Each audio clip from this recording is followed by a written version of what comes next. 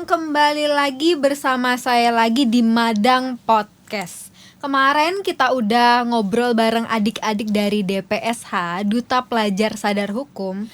Gak afdol dong kalau kita gak mengundang salah satu pengelolanya.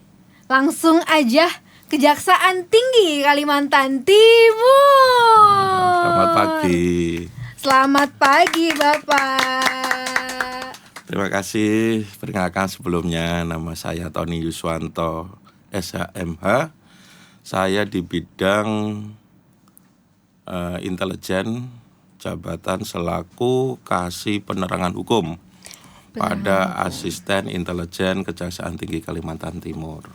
Kalau boleh tahu nih, penerangan hukum nih sebagai bagian apa tuh? Divisi apa sih Pak? Divisinya kalau kita di intelijen.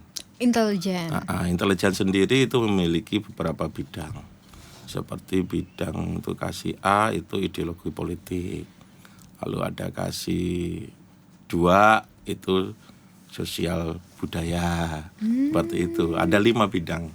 6 dengan penerangan hukum. Penerangan hukum 6. Ya.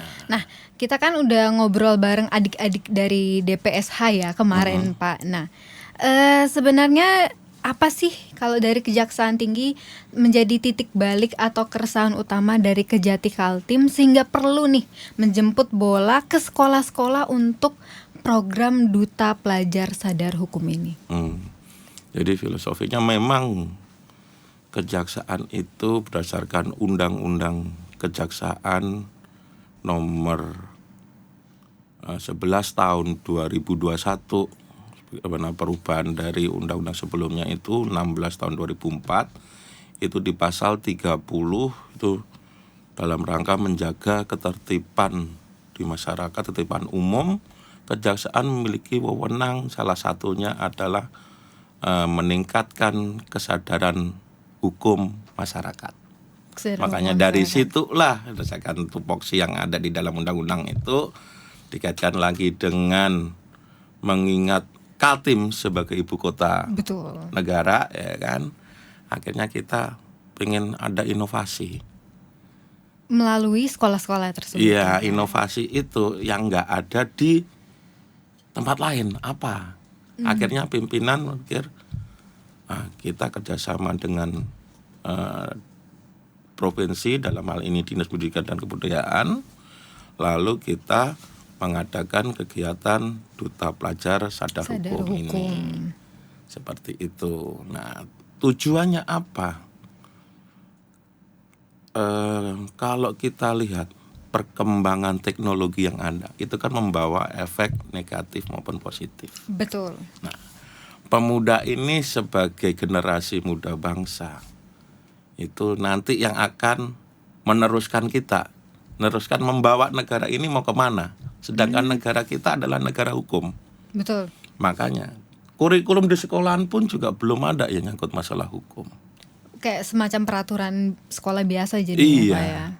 Nah, dari situlah kita di samping program rutin kita yang seperti Jaksa Masuk Sekolah itu memang kita ada. Ya, saya ada program Jaksa Masuk Sekolah itu memang ada.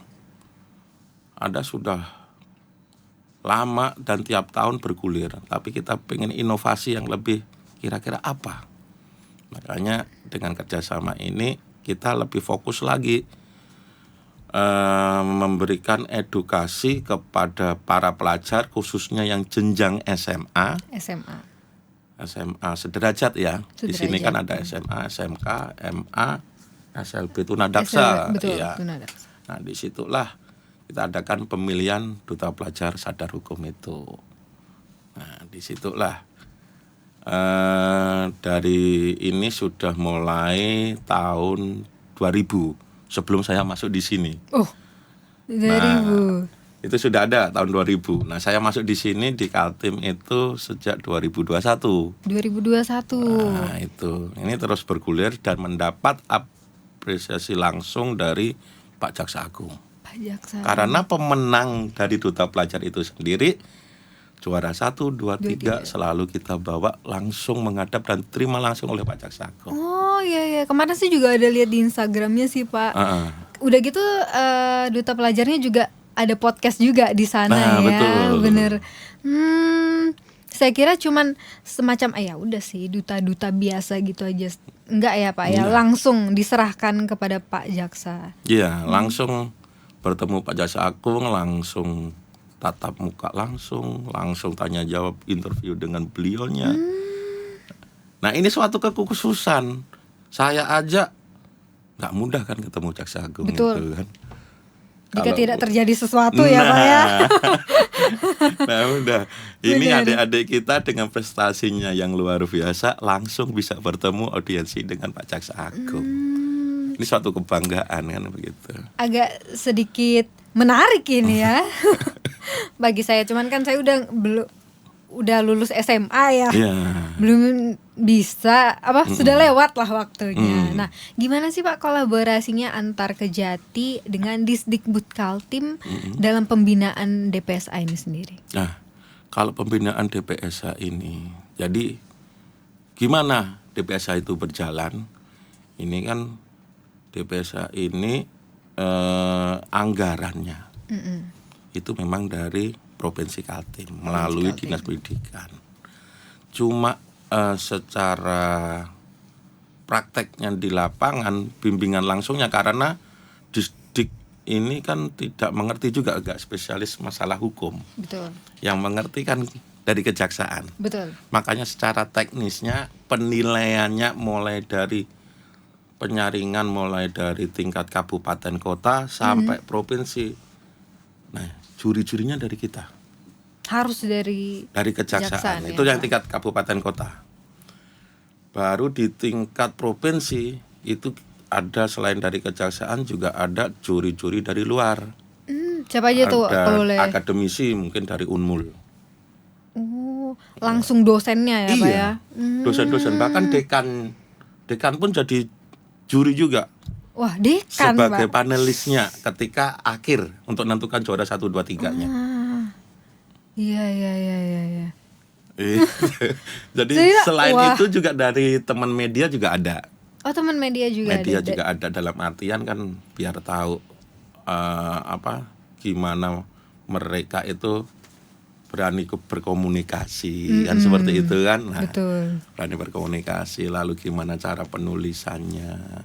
Betul. Tapi kan Pak, sebenarnya hukum ini juga banyak pelajar yang melihat hukum ini sebagai instrumen hukuman, ya kan Pak. Nah, bagaimana Kejati mendefinisikan ulang makna sadar hukum agar para siswa di Kaltim ini melihatnya tuh sebagai bentuk perlindungan diri bukan ancaman. Jadi gini, hukum kita pengennya membentuk dengan pemilihan duta pelajar ini, kita pengennya membentuk pelajar-pelajar yang sadar akan hukum. Betul. Bukan hanya taat akan hukum. Iya, betul. Nah, ya kan makanya kita pakai namanya kan sadar hukum. Sadar hukum, kan? benar, Bukan benar. taat hukum aja. Kalau taat hukum itu ibaratnya seperti dipaksa. Iya, benar. Harus ada personnya sebagai aparatnya ada, baru mereka merasa terpaksa atau gimana. Iya. Contohnya aja. Contohnya nih Pak. Nah, contohnya ketika kita berlalu lintas, sudah ada rambu-rambu di situ. Betul. Tapi masyarakat kan pengen, kadang-kala nggak ada petugasnya kok, Betul. nggak ada polisinya, udah tabrak aja lampu-lampu itu. Masih kuning, artinya lebih cepat lagi. Nah, seperti itu kan. Hati-hatinya apa? Hati-hati gas atau hati-hati rem kan begitu kan. Betul. Tapi kalau sadar itu dari dalam. Betul, bahwa kesadaran diri ya Pak ya. Nggak ada paksaan, memang sudah dari dalam. Ya kan, nggak ada petugasnya pun, mereka pun sudah tahu aturannya kayak begini, ya sudah, nggak dilaksanakan. Nah, ada nggak sih Pak isu-isu hukum mungkin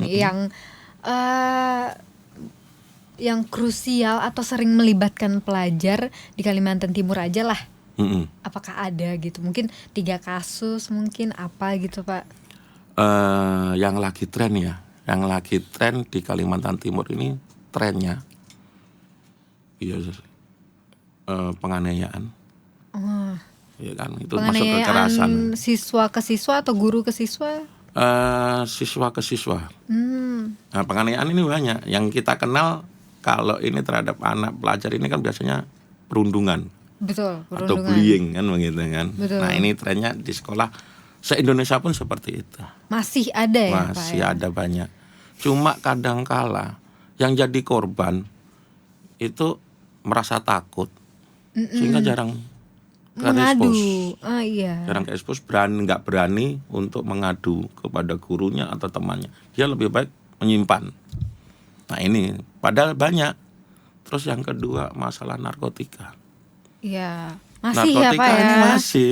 Apalagi Kaltim ini kan perbatasan langsung kan. Iya betul. Kan? Nah, yang ketiga kalau saya lihat ini ada ITE, undang-undang ITE. Karena apa? Kemajuan teknologi, digitalisasi. Betul, Gen Z secara nggak sadar orang-orang pelajar ini terbawa. Contohnya apa? Judi online. Oh, pelajar judi online Pak? Banyak pelajar judi online.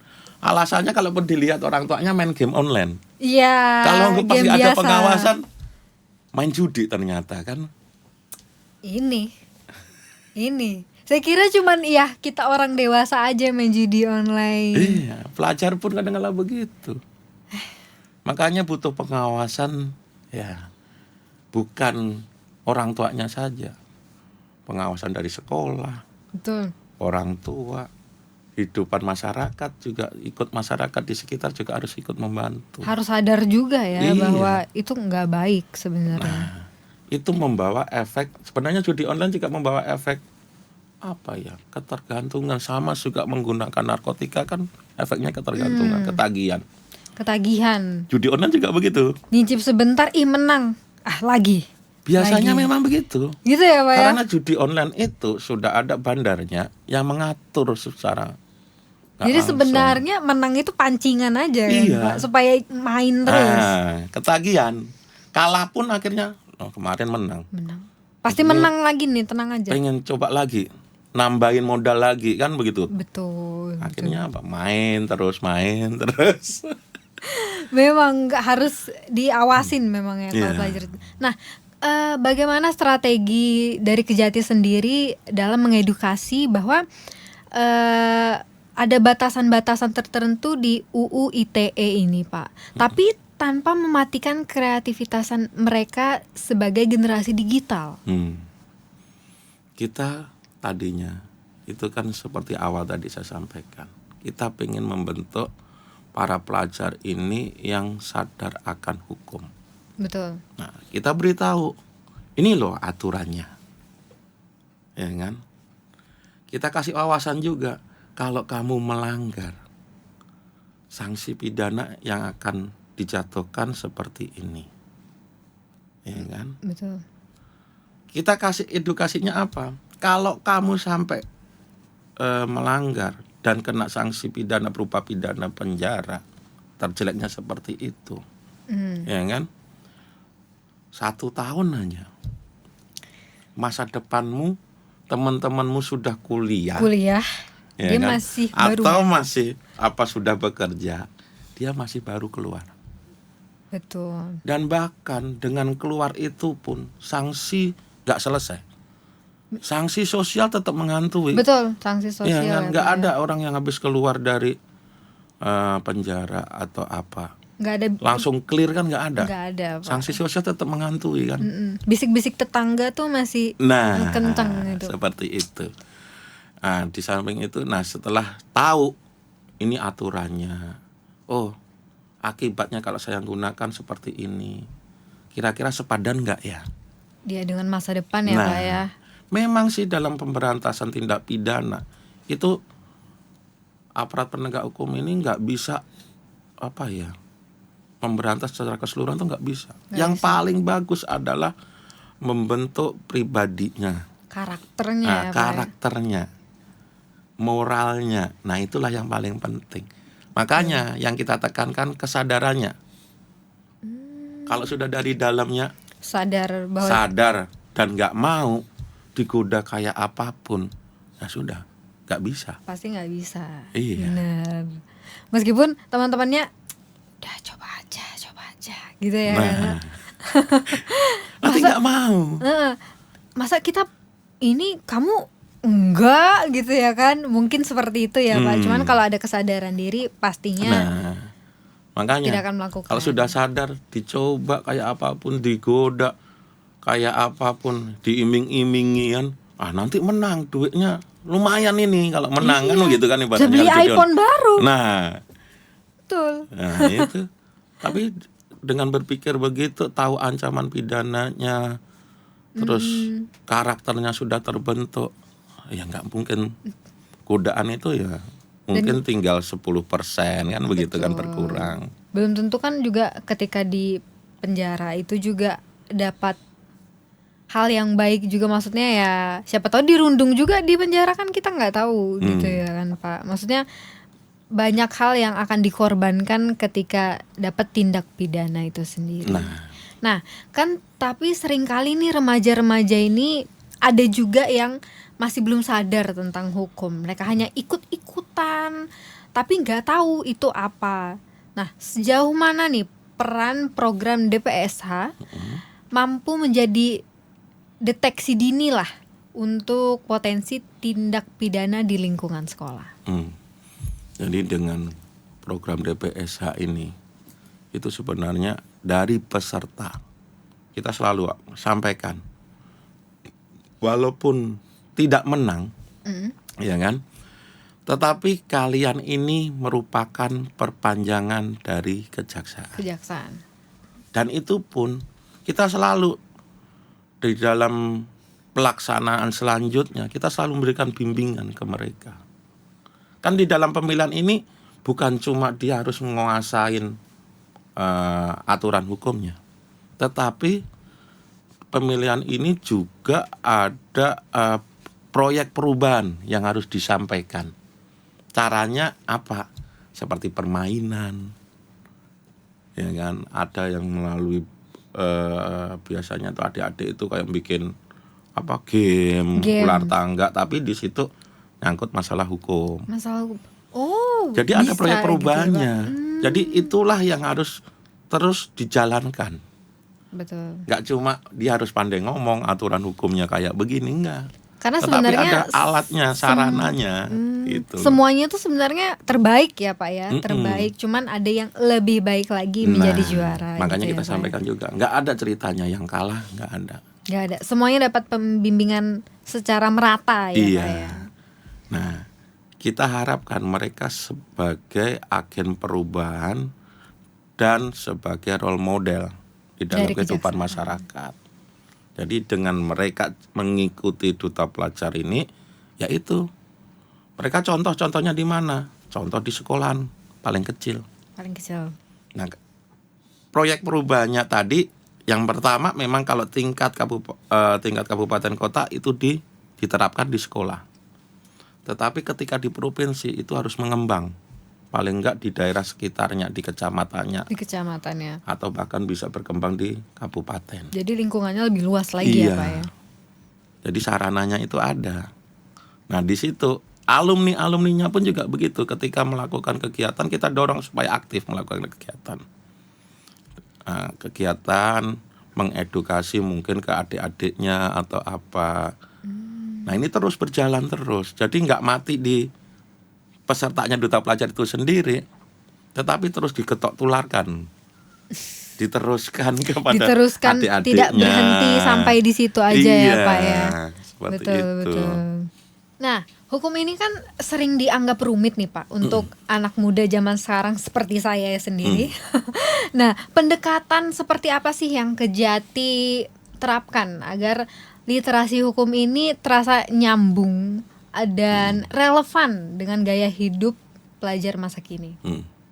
Jadi hukum itu memang sifatnya memaksa. Pemaksaan ya kan? Ini ya, iya. Hukum itu sifatnya memaksa. Betul.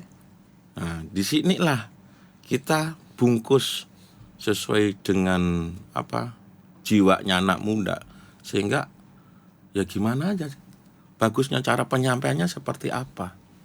Entah itu kita bungkus dengan Ya kayak itu tadi, ada sosialisasi pakai permainan. Tapi disitulah aturan-aturan hukum kita masukkan. Tapi kalau kita cuma bicara, ini loh sanksi pidananya saklek begitu, kira-kira anak muda mau nerima nggak? Enggak, Pak. Ada peraturan kita harus langgar, itu maksudnya anak muda sih sebenarnya. Itu ada anekdotnya seperti itu. Iya, aturan betul. dibentuk untuk dilanggar Nah, gitu ya. betul itu, Padahal Pak. sifatnya memaksa. Mau nggak mau masyarakat harus menuruti aturan itu. Tapi cara bungkusnya gimana, tinggal begitu aja kan. Cara penyampaiannya seperti apa, sehingga anak-anak ini nggak merasa tertekan, nggak merasa dipaksa, tapi secara halus akhirnya bentuklah kesadaran dirinya tadi. Betul, melalui instrumen-instrumen yang mereka senangi ya Pak, Iya. seperti permainan tadi. Game, kalau kita kadang kalau adik-adik duta pelajar itu juga bikin game game basic yang bahkan bisa terkonek dengan internet juga. Udah bagus, saya juga nggak nyangka. Padahal di pelajaran sekolahnya nggak ada dia bagian untuk latihan untuk bikin game atau apa, itu nggak ada. Tapi mereka otodidak. Bahkan ada yang bikin komik animasi. Oh, animasi ya. Iya. Lebih disenangi bahkan Nah ya. kan dengan begitu kan mereka bisa diterima, enak. Betul. Sekarang anak-anak muda sekarang kalau baca tulisan tentang aturan hukum kelihatannya enak kan begitu Iya, kayak kan. agak aduh ini Nina Bobo kayaknya nih. Tapi kalau lihat komik kan Nah, jadi tertarik kan. betul. Nah seperti itu. Paling senang apalagi nyewa-nyewa komik gitu ya Pak ya. Lebih ini ya, menyesuaikan dengan generasi zaman sekarang. Nah iya. Terus di dalam bahasa hukum juga, kadang-kala kalau kita pakai bahasa hukum yang mengadopsi bahasa, kebanyakan masih Belanda. Karena tinggalan Belanda kan. Betul. Ya adik-adik kita generasi muda itu bahasa apa sih? Iya. Kan begitu. Nggak kekinian banget bahasanya. Tapi kalau kita sampaikan dengan bahasa-bahasa yang agak kekinian, mudah diterima kan. Betul. Begitu. Karena itu yang bikin trik-trik supaya pembelajaran masalah hukum ini supaya bisa diterimanya ya seperti itu. Agak lebih ini ya Pak, dimengerti. Dan kayak ternyata hukum tidak sekaku ini, tidak serumit atau menyeramkan ini ya. Cuman memang sifatnya memaksa. Iya. Cuman dibungkus dengan Dibungkusnya baik. gimana, Betul. seperti itu. Nah, jika nih Pak, jika aja nih terjadi pelanggaran hukum di lingkungan sekolah, bagaimana kebijakan Kaltim dalam Kejati Kaltim dalam mengedepankan pendekatan restoratif justice bagi pelaku yang masih berstatus pelajar? Itu baik. Kalau restoratif justice itu sendiri di dalam KUHP yang baru Undang-Undang Nomor 1 tahun 2023, ini di bab 4 itu mulai dari pasal 79 sampai pasal 80 itu mengatur tentang restoratif justice. Nah, disinilah kita kenal pidana. Pidana itu terdiri dari pidana pokok, pidana tambahan, dan pidana bersifat khusus untuk tindak pidana tertentu. Nah, pelaksanaannya nanti juga dikaitkan dengan Undang-Undang SPPA, Sistem Peradilan Pidana Anak. Nah, itu juga begitu. Dibatasin anak itu yang bisa dilakukan pemidanaan itu anak ketika umur 12 sampai 18. 12 berarti udah bisa ditindak pidana? Ya bisa dikenakan sanksi pidana umur 12 sampai 18. Karena pengertian anak sendiri itu 18 tahun ke bawah. Kan seperti itu. Nah, di sini kalau yang 12 belum 12 itu nggak bisa dikenakan sanksi pidana. Berarti jatuhnya dihukum secara apa nih Pak? Ya, Misalnya biasanya kita kembalikan lagi ke orang tuanya. Kebanyakan seperti itu. Nah, baru yang umur 14 sampai 18 itu selain mungkin nanti dari penelitian Pak dari itu anak ini dikembalikan ke orang tua, bisa seperti ada pelatihan terhadap anak ini. Baru sanksi pidana penjara itu merupakan upaya terakhir. Kalau udah nggak bisa di Iya, kalau memang anak itu memang sudah benar-benar melakukan tindak pidana berulang-ulang, ancaman pidananya juga lebih dari 5 tahun. Nah itu baru sanksi pidana penjara itu upaya terakhirnya. paling terakhir sudah Iya. Pak. Ketika sudah tidak bisa dibina oleh kejaksaan lagi ya Pak ya. Iya. Bukan bina oleh kejaksaan ya. Tapi dari orang itu melakukan tindak pidananya berulang-ulang. Ulang-ulang. Nah, itu kalau sanksi pidana penjara. Ketika kena sanksi pidana penjara pun hukuman ancaman pidana penjaranya pun setengah dari orang dewasa. Ini memang perlakuan khusus bagi anak-anak. Karena Bagi apa? anak-anak. Anak kan masih memiliki masa depan, Betul. ya kan? Makanya ada perlakuan khusus terhadap anak mengenai perkembangan jiwanya seperti apa juga. Kita harus lihat di situ juga. Berarti jika sudah berulang-ulang udah paling penjara ini adalah upaya terakhir ya Pak ya. Tidak bisa diin lagi. Nah, apa sih Pak sebenarnya target besar atau output ideal yang ingin dicapai Kejati mungkin dalam 5 tahun ke depan? Itu apa Pak?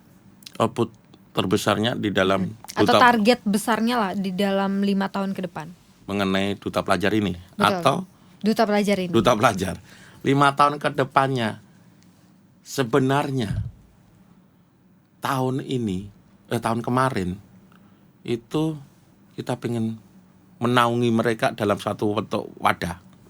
Apa tuh Pak? Para alumni duta pelajar ini. Para Karena alumni. apa? Sudah 5 tahun berjalan. Iya. Kalau 5 tahun berjalan ini kira-kira berapa alumni yang sudah kita bentuk? Nah ini pinginnya kita wadain, ya kan? Walaupun mereka sudah kuliah pun mereka ini tetap komunikasi di situ.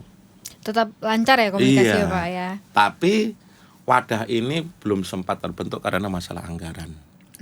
Terus terang. Betul, Bilang terus terang. Tetapi wadah ini walaupun belum terbentuk, tapi mereka sendiri punya punya komunitas di luar ini, sehingga para alumni ini tetap berkomunikasi. Sudah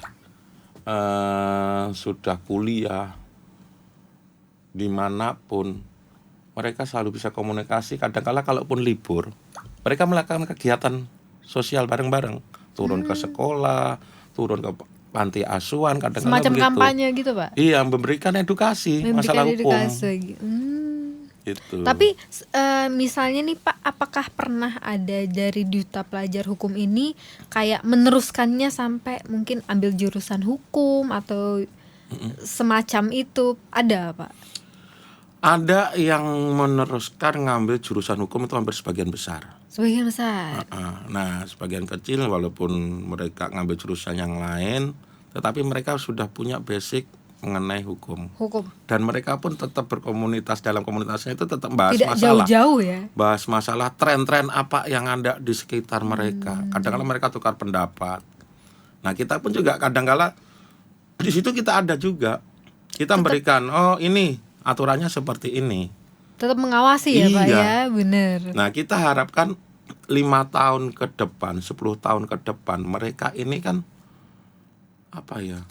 karena mereka kuliahnya di luar. Di luar, betul. Ya kan? Mungkin dia nanti dapat kerjaan juga di luar. Nah, itu dia. Ya kan? Dengan basic mereka, kesadaran hukum mereka tetap aktif. Tetap aktif. Nah, masyarakat bukannya di daerahnya aja kan, akhirnya di luar pun juga mereka galang. Lingkungannya jadi lebih luas lagi. Sekupnya jadi lebih luas lagi. Di mana mereka berada, dia selalu galang. Masyarakat di sekitarnya beri pencerahan masalah hukum. Seperti itu terus. Berarti nggak stop sampai aku menang duta pelajar hukum. Nggak sampai situ aja ya. Mereka karena apa? Ya itu tadi. Di dalam dirinya sudah sadar. Kalau orang sudah sadar itu dibawa kemanapun, ya bakal dipancarkan, disebarkan ke lingkungan sekitarnya. Dan tidak akan itu, kan? tergoyahkan oleh apapun ya.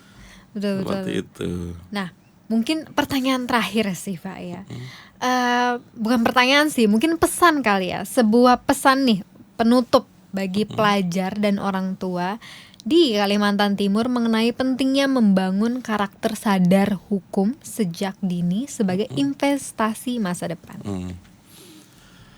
Ya seperti saya jelaskan tadi, apabila kita sudah beritahu sanksi-sanksi pidana di dalam aturan hukum, ya kan, sudah jelas ancaman pidananya minimal, bahkan ada maksimalnya berapa. Dengan sadar mereka sudah tahu aturan itu, mereka gak akan tergoda. Mereka juga tahu efeknya seperti apa. Ini suatu investasi bagi diri dia. Oh, ada larangan, maka saya harus menjauhkan dari itu. Supaya apa? Investasi awal untuk modal mereka ke depan. Karena apa? Manusia itu di Indonesia, apalagi negara hukum, manusia ini di Indonesia, masyarakatnya ya harus taat hukum, harus sadar akan hukum. Betul. Supaya apa? Supaya tercipta masyarakat yang apa? Yang hidup sejahtera, adil, merata. Ya kan, nggak ada lagi kejahatan-kejahatan. Karena apa? Kalau masyarakatnya sadar semua, ya mau dibilang apa? Betul. Kejahatan pasti nggak ada. Pasti nggak ada. Nggak usah ada penjara sekalian. Nah, ya kan, kalau Pak? kejahatan nggak ada, saya penegak hukum kan jadi nggak ada kerja, jadi santai. Nah itu, ke situ sebenarnya pesannya ini. Itu sebenarnya. Iya. Oke deh. Luar biasa obrolan kita, tepuk tangan dulu, teman-teman.